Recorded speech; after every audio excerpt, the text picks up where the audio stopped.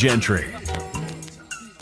We borrow money from Chinese peasants to buy the things those Chinese peasants manufacture. That is not a recipe for economic prosperity. It's not a recipe for low prices, and it's not a recipe for good jobs in the United States of America. Explain to us how you get manufacturing here, but also get the cost down for the American people. Well, if you go back a little bit, Lawrence, remember during the first Trump administration, everybody said that Trump's tariffs were going to be inflationary back then. What actually happened? We had 1.5% inflation. We had the fastest growing economy in a generation, and we had the beginning of a manufacturing renaissance in the United States of America. Then, of course, we had 4 terrible years of the Biden administration. But I think it's useful for all of us to step back and ask ourselves, what has the globalist economy gotten the United States of America? And the answer is fundamentally it's based on 2 principles: incurring a huge amount of debt to buy things that other countries make for us. And to make it a little bit more crystal clear,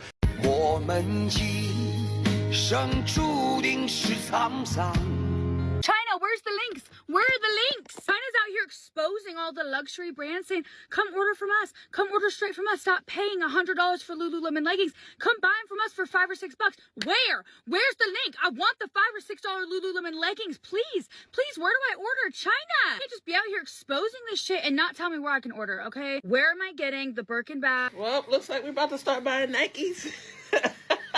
Chanel bags and Louis off a TikTok shop with China.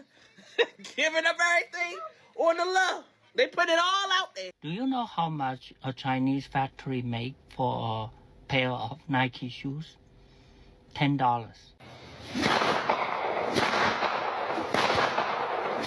The Prime Minister of Canada, big guy, tears in his eyes, he called me and he said, "Sir, if you do this, you will upend the global economy, take the stocks and bond markets, and unite your allies against it."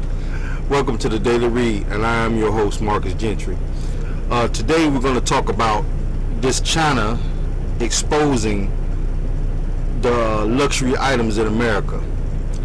And we're going to also talk about a movie today. Well, actually it's not a movie, it's a TV show. It's an anime.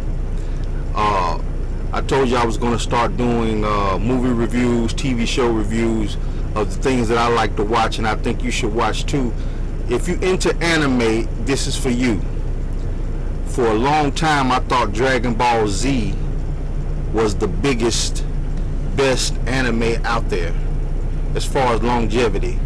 And then I ran across One Piece. One Piece is a great anime. If you're into that, trust me, watch it from the beginning. It's been on for 25 years. I didn't know that. It has over 1,000 episodes. 1,000. This is how good it is. But back to the main topic of the show, China exposing luxury brands. And I don't think they're exposing luxury brands because a lot of people already knew that this was going on. You see, certain countries only need 10% of the bag or coat or whatever you buy, and they can put their label on it. If an item is made in China and it's not finished and it's shipped to another country, all that country has to do is put on a stitch or put their label on it, and that's considered 10% of the label, of 10% of the purchase, in order for they can put France on it, or it's made in France or made in England. And this is what a lot of luxury brands are doing. I didn't know the particulars on that until I heard it. But it's getting real out here with Donald Trump and these tariffs, and I think it's really coming back to bite him in the ass. But let's talk about that. And let's talk about this, the word peasant. For a long time, America has turned into a country of luxury, a country of over-excessiveness. You can tell it in the population of obesity. Even I've become a little overweight over time. A few weeks in the gym, I can bounce back, but this is a country of obsessiveness. overindulgence in goods and products and things like that. And the more overindulgent we get on certain things, certain products, the less likely we are to make it here, because nobody wants to make it. So let's get into this. The business, motherfucker. The Daily Read, your source for news, politics, sports, and all things trending. Here's your host, Marcus Gentry. We borrow money from Chinese peasants to buy the things those Chinese peasants manufacture. That is not a recipe for economic prosperity. It's not a recipe for low prices, and it's not a recipe for good jobs in the United States of America. Explain to us how you get. I just want to say something about the interviewer. Young black man, he has a good job interviewing people. He probably makes a few $100,000 a year. For him to overlook that word he said is astounding. He should have caught that immediately. Like, when I'm sitting in front of somebody who I know is bigoted, you don't have to be an interviewer to catch certain key phrases that they say, or a person that don't like you. You can catch it if you listen for it. I can be talking to a person and I can hear it around me. You can see it, you can hear it. And for him to skip over that like that and not, hold him up and say, hold on. Did you say peasant? It's astounding. Let's keep going. Manufacturing here, but also get the cost down for the American people. Well, if you go back a little bit, Lawrence, remember during the first Trump administration, everybody said that Trump's tariffs were going to be inflationary back then. What actually happened? We had 1.5% inflation. We had the fastest growing economy in a generation, and we had the beginning of a manufacturing renaissance in the United States of America.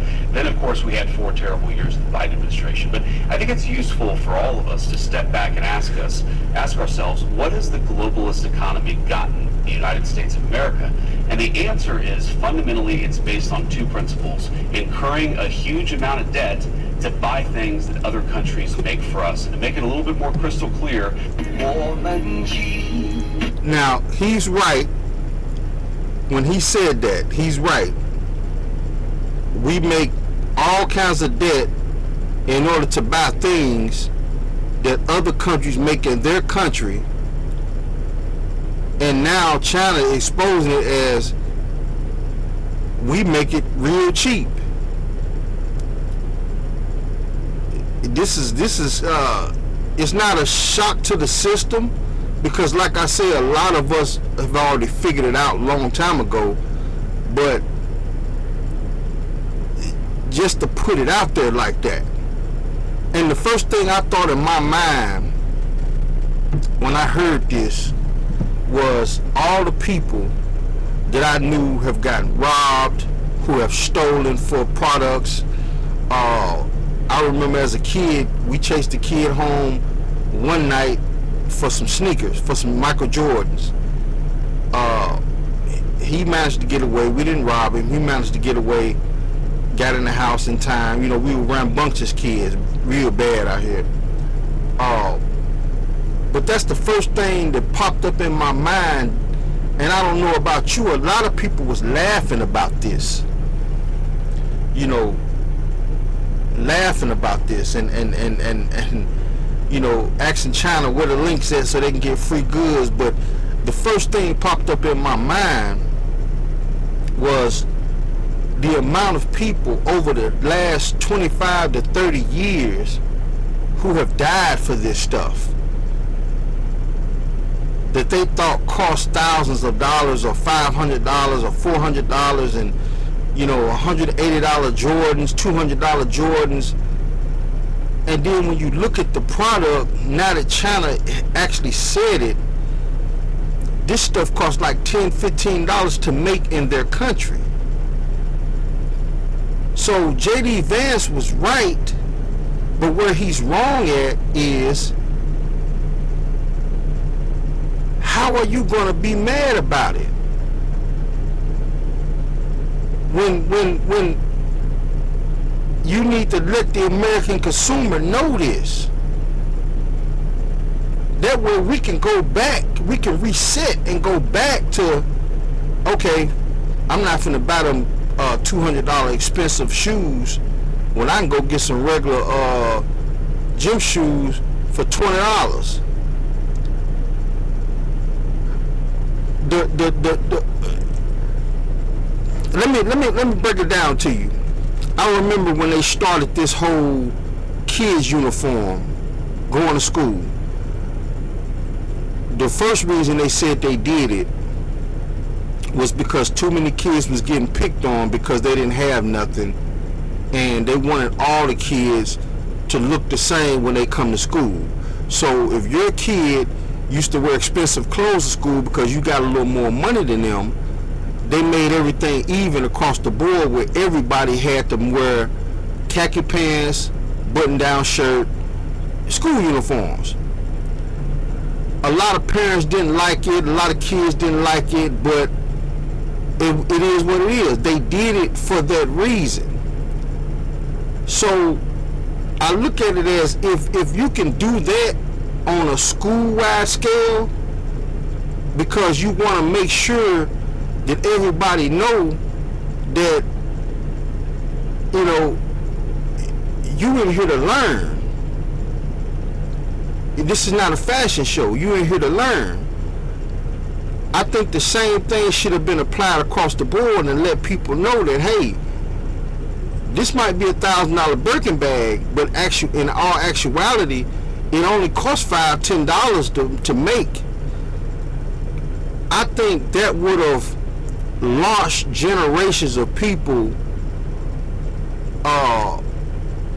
number one, not buying a lot of this stuff, and number two, not robbing and stealing for it, not selling their soul or selling their bodies for it, because they would have understood that it might cost you $1,000 and you got the money to buy it because you're rich, but I don't have to sell my soul or do something crazy to get it, because the same product, it ain't number $15 to make.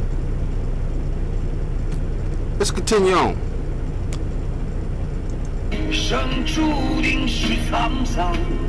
China, where's the links? Where are the links? China's out here exposing all the luxury brands saying, come order from us. Come order straight from us. Stop paying $100 for Lululemon leggings. Come buy them from us for $5 or $6. Where? Where's the link? I want the $5 or $6 Lululemon leggings. Please. Please, where do I order? China! You just be out here exposing this shit and not tell me where I can order, okay? Where am I getting the Birkin bag? Well, looks like we're about to start buying Nikes. Chanel bags and Louis off a TikTok shop like China. Giving them everything on the low. They put it all out there. Do you know how much a Chinese factory make for a pair of Nike shoes? $10.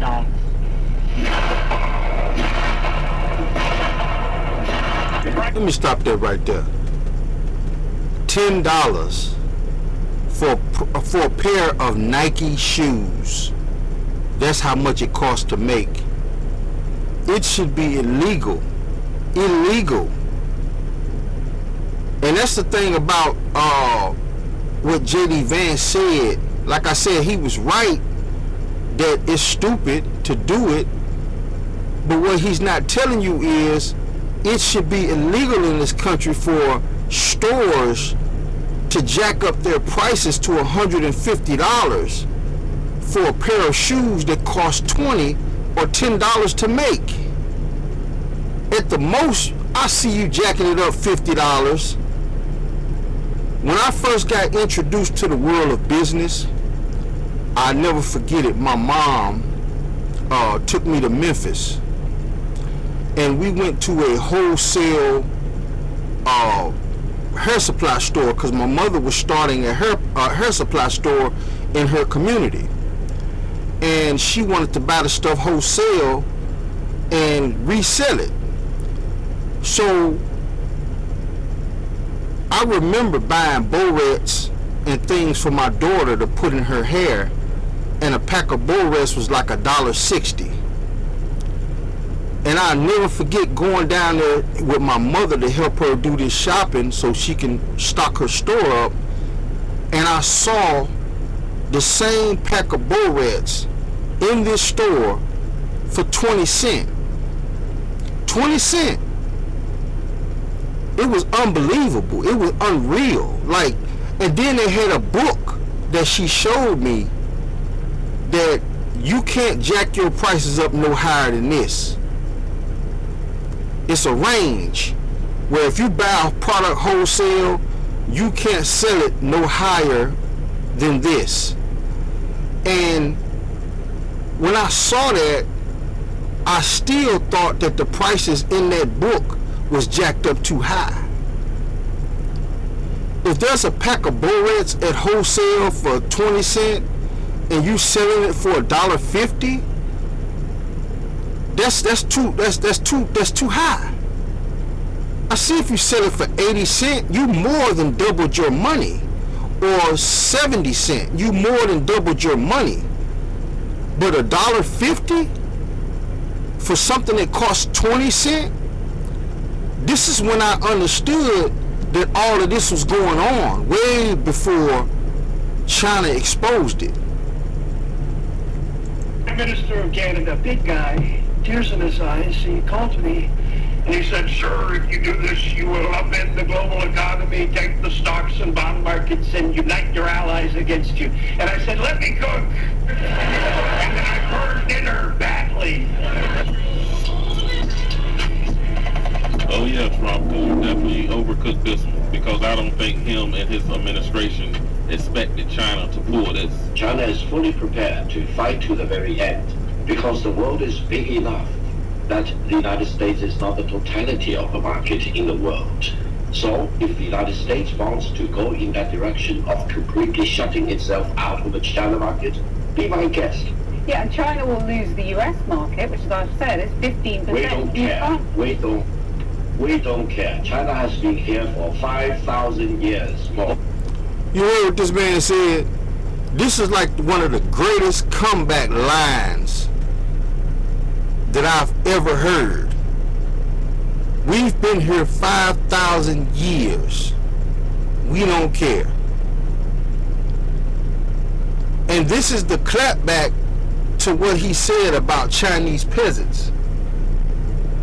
They've been in America, they've been in the world 5,000 years. They've had their turmoil, they've had their wars, they fought against each other, they fought against other people, they've conquered each other, they've had rebellions, but they've been around for 5,000 years.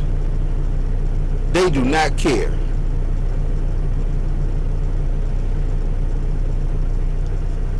Let that sink in for a second.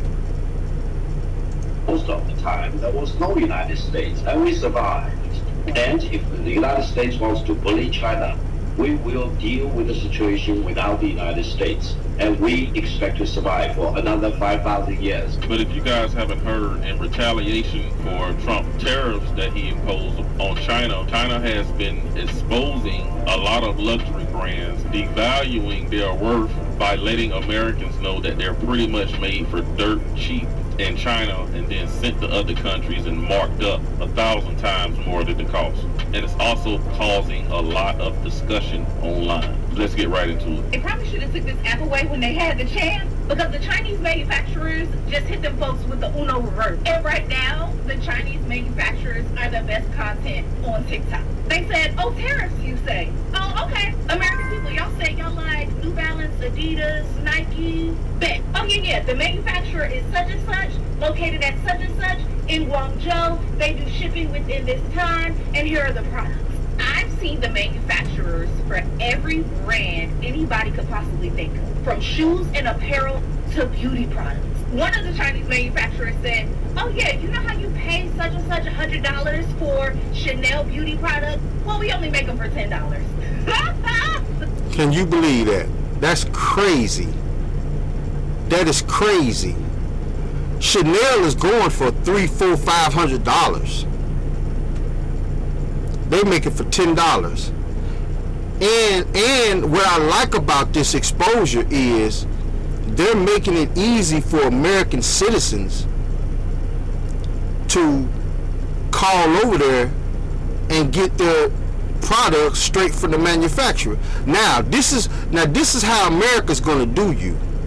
They're claiming that they're trying to help you by doing these tariffs, but when normal citizens start going directly to the manufacturers, watch what America does about you buying from these people straight.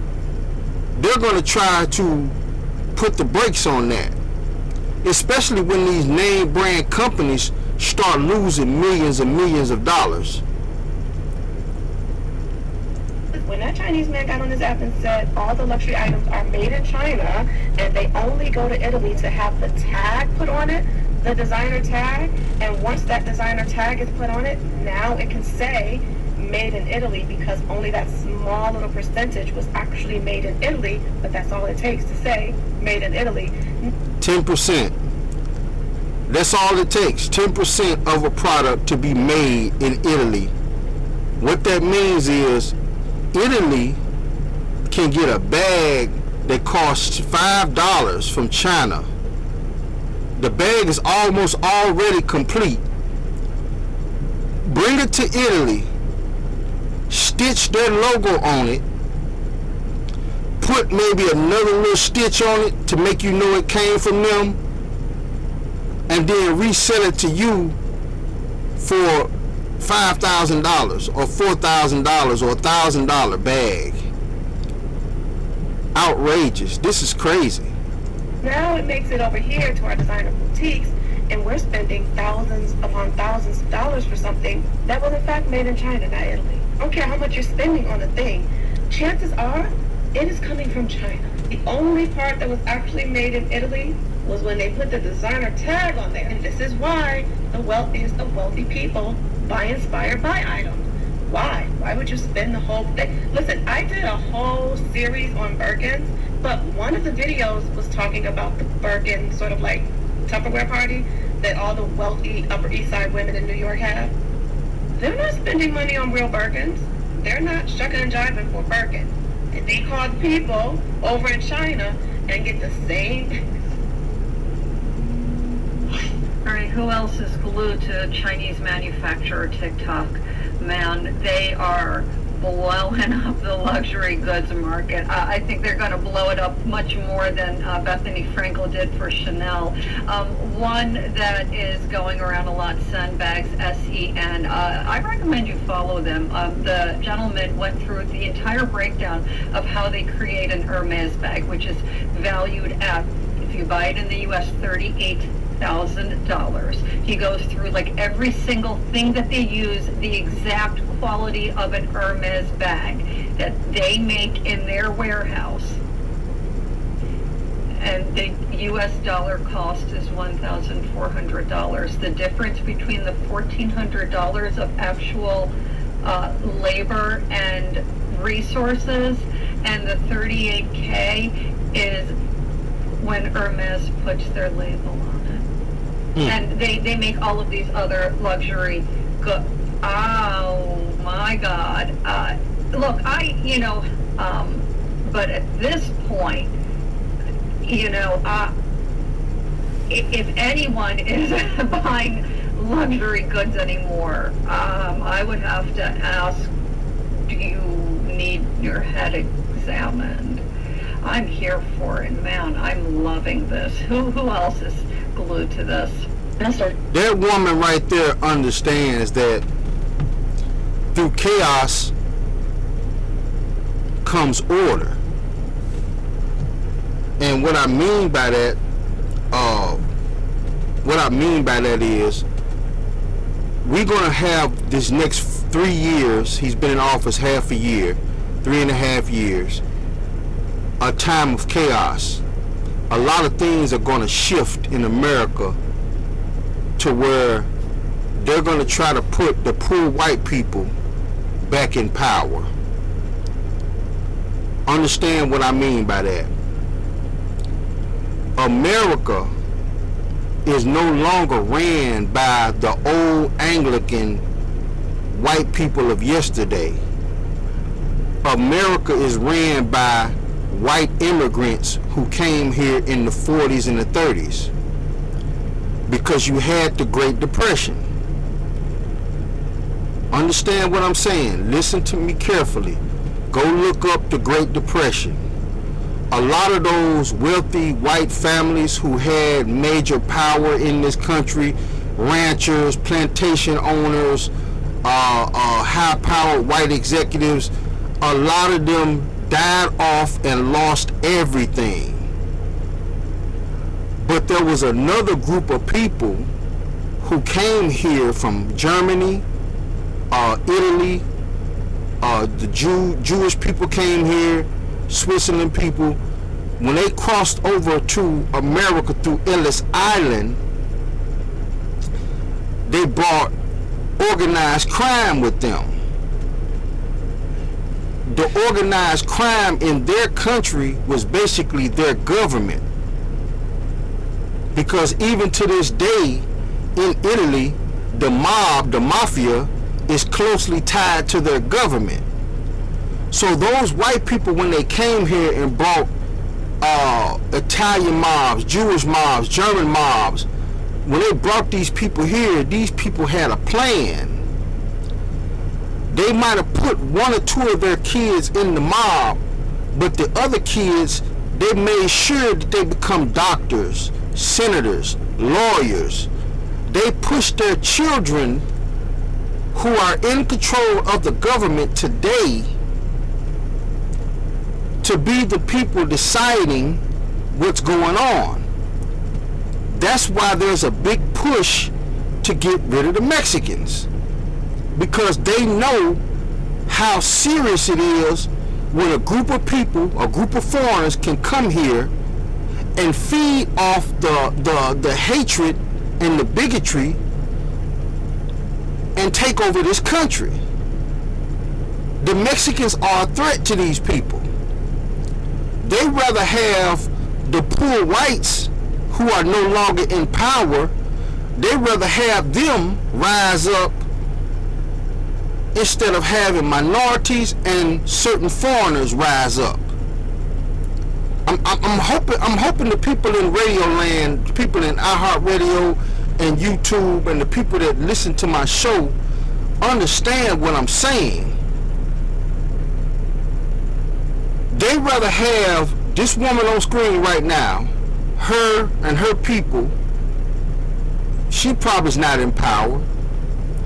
She's probably just working as a nurse somewhere, working at a warehouse. You know, she probably was one of the originals, or her great-great-great-great-grandfather was one of the originals. She's probably not in power. But they'd rather have someone like her, this woman on screen, in power behind them than minorities and Mexicans. Understand what I'm telling you, people. So what they're going to slowly start doing is, because they've already replaced them. Remember those bigots in what was it, West Virginia, screaming out Jews would not replace us? That's what they was talking about. Those white guys were the originals. They don't have a lot of power. If they did, the police would have had their backs when they had that riot. The police was busting their heads just like they were busting everybody else's heads. They're no longer in power. They can scream racist banter all they want to. But what's happening is the immigrants that's white that has taken over this country, like Trump, because Trump, believe it or not, Trump is a second generation immigrant from Germany. So when you got people like Trump, they're seeing what's going on. Mexicans have come here and basically made good off the American dream that white people like her can't make good off of. Black people can't make good off of. you know, they come here, they already eat less expensive foods.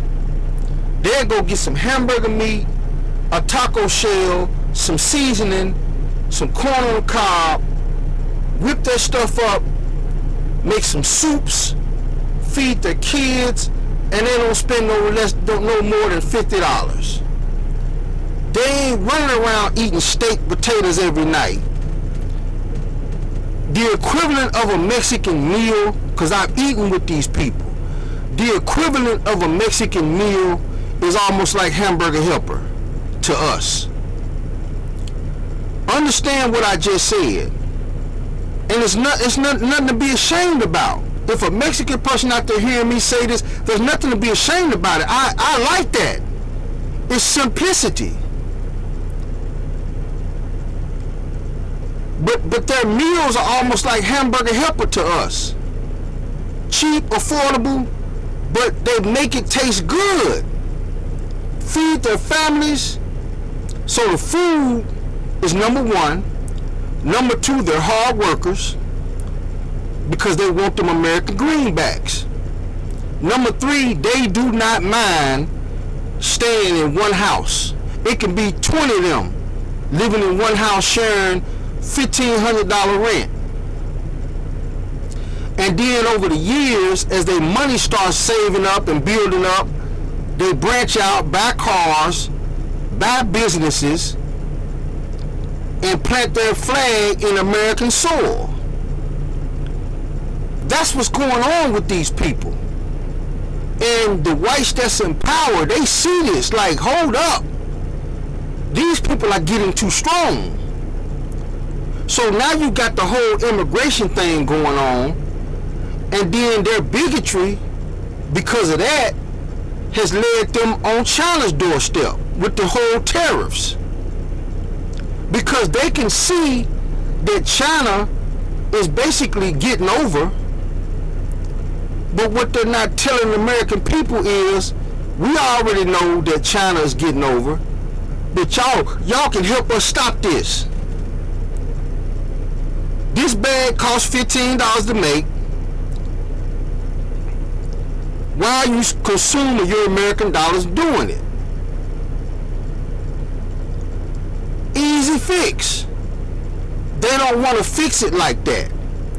They're trying to bring back all of these companies that pay Chinese workers to make those expensive bags because they quote unquote saying they're bringing back jobs. But what you don't realize is you got to pay. You got to pay these people. Americans is not finna make a bag for $10, especially if they know you finna resell it for $1,000. It's not finna happen.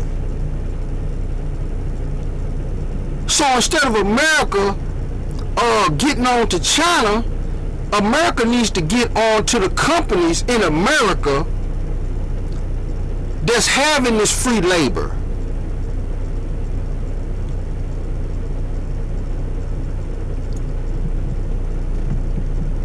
Let's get into the movie review.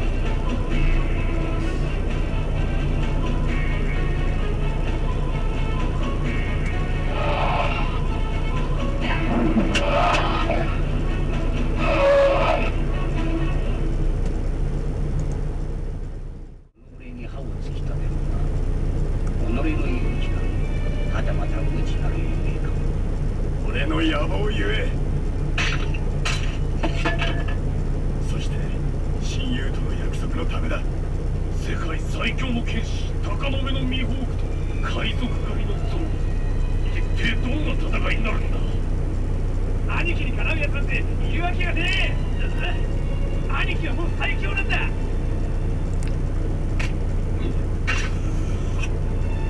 おい、何のつもりだそりゃ。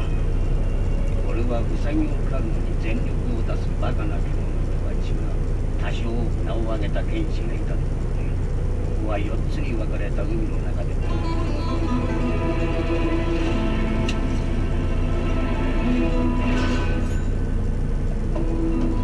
What the hell is that? I'm here for a sword fight. I don't hunt rabbits with a cannon.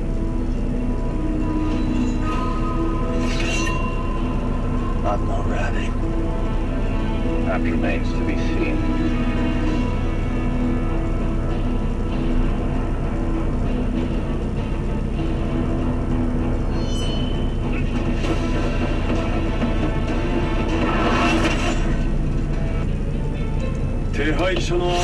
I just want to say, if you guys haven't watched, I know everybody's heard of Goku and Gohan and Dragon Ball Z. Okay. At one time, I thought that storyline going back 20 years or more was one of the greatest storylines of all time, because you can actually see how the animation changed from Goku being a kid flying around on a cloud to the new animation where everybody is powered up, and it has a story progression for over 20 years. Now, One Piece is off the chain. Let me tell you, people, I didn't know this show was on. I didn't know this was like as old as Dragon Ball Z. And I've been binge watching One Piece. It has over 1,000 episodes, and it stretches back 25 years, and you can tell by the animation how when the show first started, when Luffy went out to become the king of the pirates, everybody thought it was a joke. It looked like a kid's cartoon, but over the years it progressed, and it's gotten deep. This show has a whole history behind it. The Straw Hat, the Wheel of D, all of it. And if you're an anime fan and you haven't seen One Piece, I don't know what you've been doing. You gotta been, I must have been living under a rock, because I didn't know this one right here existed until I ran across it. But I'm a long-time anime fan, and I suggest you watch it. Now, the first anime scene you saw was Mihawk versus Zoro. They have a live TV series called One Piece that follows Luffy on his journey from the beginning. I love it, and the reason I started binge watching it is because when I first saw the live animated show on I think it was Netflix, when I first saw it, I was like, they said this is an anime. So then I went back and researched the anime. When I found the anime, they are following the storyline mostly. They skipped over a few things here and there, but they following the storyline. I hate it when producers and directors, they take something that's already great or good, and then when they bring it to the live part of it and put real humans in the scenes, they try to change it up to put, because they want it changed up. This is the reason why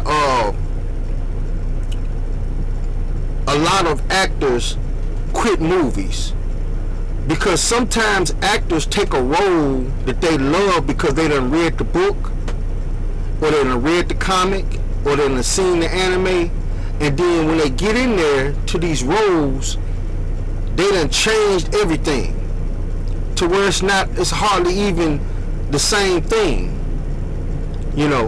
But if you haven't seen One Piece, You need to check this out. It's over 1,000 episodes. You're gonna binge watch this for weeks. Check this out.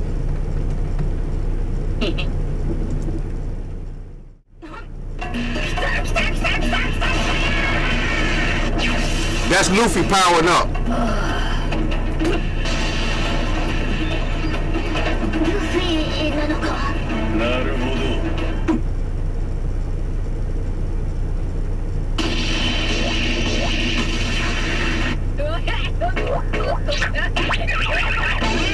Luffy versus Lucci, the rematch is surely a nostalgic battle for One Piece fans. When Lucci confronts Luffy in Egghead, he straight up started his beef against Luffy. Blinded by rage, Lucci surely forgot the difference between their strength and later gets humiliated in the worst way possible. Even though Lucci awakened his fruit, it still was no match for our hero Luffy. Jokes apart, this clash was a banger. The emotions this fight carried and the fluid animation it had was like eating bread with butter and honey.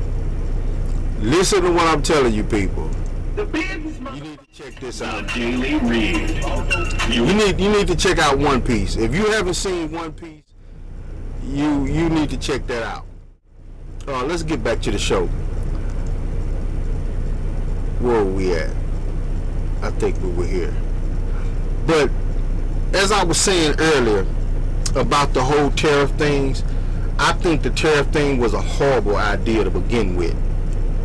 There clearly could have been a way he could have went to these companies and let these companies know, we know what you're doing.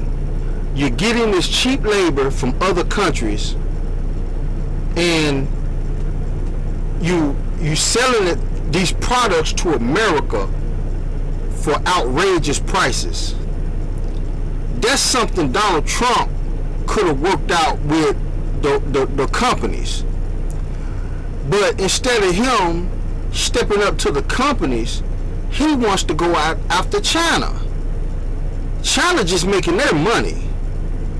China doesn't have anything to do with what happens to that bag after it leaves China.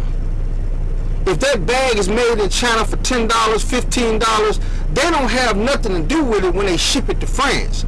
France puts their label on it and ships it to American companies, and then American companies put a $1,000 price tag on it. That's something Donald Trump is going to have to figure out with the companies. Going after China about something that your American companies are doing is ridiculous. Let's get back into it. Little thing on my booty. I don't care about brands. I care about quality. And on that note, I will say what I have noticed in all of these China luxury brand exposure videos is that they are not calling them factory workers. They're not calling them anything else. They're calling them craftsmen, which I think is a huge compliment to what they do. So the next time you think you're finna go into a Hermes or however you say that shit, LV store and get one of them bags, just remember China just came out and said that they've been making the bags for the U.S. Huh? What? Not the designer. Not the designer that these young people be selling their soul, their integrity, and their morals for.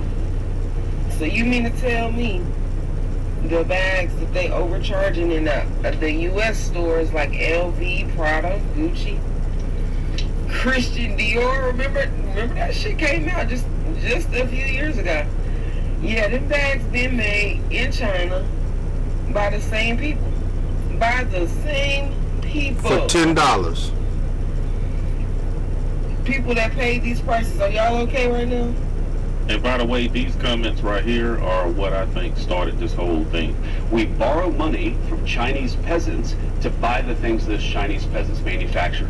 And I think that's a comment that JD Vance should have left behind closed doors. And I can guarantee you that's when the Chinese people was like, you know what? Okay, where I think they decided to just start being petty. In this episode of the Ghetto Americas, have y'all seen the Chinese people are on here spilling the tea? I like them. They said, are we some peasants? hold my purse. They spilling all the tea, y'all. You know who is producing high quality accessories for those luxury brands? Let me say another thing about that peasant comment. No matter what color you are when you live in America, there's a certain arrogance that comes with Americans because we think we are the greatest country on planet Earth because of our military might. I didn't understand and I didn't know that there are good food in other countries that are way cheaper. There are beautiful women in other countries who are way cheaper, They don't demand as much as American women. There are cars in other countries, and these countries have a pride of their own. And for that man to be the second most powerful person in the United States to make that comment like that, to call them peasants like that, and then for the interviewer not to catch that, like, hold on, what did you say? Did you just call them people peasants? That goes to show you how deep this is with what's going on with the top people in this country. They might talk economics, this, economics, that, law this, law that, but these people look at others and some people in America as peasants. Make no mistake about it.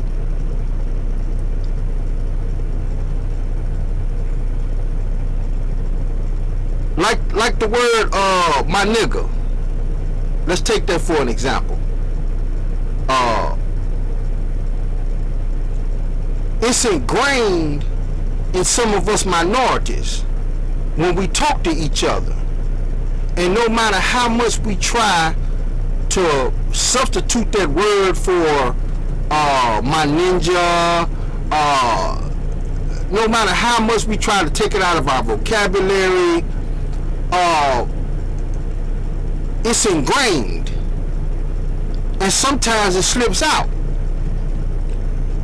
And the thing about having something ingrained like that, like him, this didn't just take root at that interview. It didn't just take root. This man been feeling this way about other people. Like his family is royalty or something, and everybody else is peasants. He actually used the word peasant. It's crazy. Like Chanel, Estee Lauder, L'Oreal. You're saying you're the supplier behind all these beauty accessories for those big luxury brands? L'Oreal, MAC, Chanel, Bobbi Brown, and even Rosewood Hotel. Last week we also received an order Rose Den. Yeah, the comb like 20,000 little right?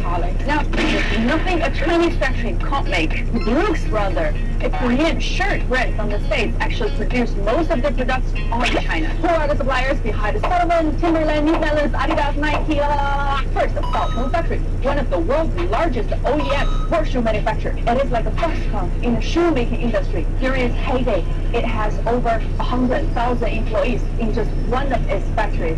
Hello from China. Let me show you the United States products in my home. Nothing. Do you have something from China in your home? Come with me. I'ma end this right here. That was a great clapback. The man said, I'm in my home. What do I have in my home that's made in America? He said nothing. Do you have anything made in your home in China? I can look around my truck. This is my work truck, and I'm almost willing to guarantee you at least 30% of the products in this truck, including the clothes, my software, my computer, pieces, almost everything China done touched it in here. Almost everything. Unbelievable. Check out China's biggest luxury wholesaler. Thanks to President Trump's recent tariffs, Chinese manufacturers for luxury brands like Hermes, Chanel, LV, etc. are coming out of the woods and offering direct sale to us peasants and the US at a pinch of the price. When you walk in, they hand you gloves because the goods you're about to handle are still the same top quality. I've never seen so many Hermes bags lined up in front of me, let alone try every size and color on like I'm in Walmart. Best part is there's no sales assistant stalking you, no upsells, and you're only paying 20% of the price. These only range from $250 to $500. That's a steal. Manufacturers are exposing luxury brands for what the bags actually cost. Now that Donnie's pissed off the peasants, all hell's broken loose. Yeah, we're going to end it right there. This is the Daily Read, and I hope you guys took something from that. We're in a time of chaos, and during this time of chaos, there's going to come a point where there's going to be some kind of semblance of order. And when you shuffling the deck like America is shuffling the deck, I know who they want to be on top of the deck when the shuffling stops. But are you going to be in place to feed your family good? You see, this is a message to young minorities out there, young black men out there. I'm black. I've never been white. Can't be white. I wasn't born white. Young black men out there who got a sense of a common sense. You don't even have to have book smarts. If you got any common sense, you can turn this time of chaos into business for you and your buddy, you and your cousin, you and your brother, you and your sister. Get in here, get these addresses, get your business license, start going out here purchasing this stuff straight from the manufacturer, put your own logo on it, and start reselling some of this stuff. It's a lot of things you can do in the time of chaos. Number one, sucker ducking. You avoid suckers, leeches. Number two, ignore anything that takes from you. Even if it's a woman. If it's not your wife and it's a girlfriend, man, cut her loose. Anything that's taken from you in your time of come up, cut it loose. So there's a lot of things young black men could do out here right now to solidify their place once everything calms down. Because right now it's like a boiling cauldron of soup, and how it's going to turn out is who all have the smarts enough and who all has the common sense enough, who all has the willpower enough to get out here and do it while this time of chaos. Because standing on the block smoking a blunt with your buddies, there's 15 y'all out there. Some of y'all might be hustling. Some of y'all might got $5,000, $10,000 in your pocket. If you ain't got the smarts to do it, grab up one of your friends or one of your dudes that you know do have the smarts to do it. Find that dude that never did join the game. Go to him and be like, yo man, I remember you in high school. You were smart as hell, man. I wanna get into business. I got this money, but you know, do it. This is the Daily Read, and I'm out. The business, motherfucker. The Daily Read. Business.